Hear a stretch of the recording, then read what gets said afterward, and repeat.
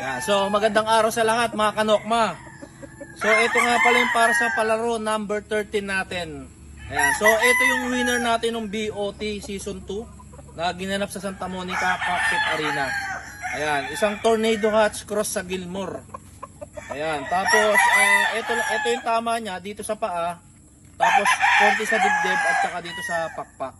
Pero 100% na hindi siya baldado at pwede nyo pang gamitin. Ayan, so ito naman yung isa nating kasama sa palaro number 30 natin. Ayan. So ito naman ay isang 3/4 white kelso cross sa 1/4 super sweater.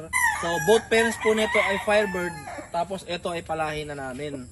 So napakaganda ng katawan, talagang buong buo. Ayan. So sa mga interesado, message nyo na lang ako sa Facebook page ko na Kanokma TV Official.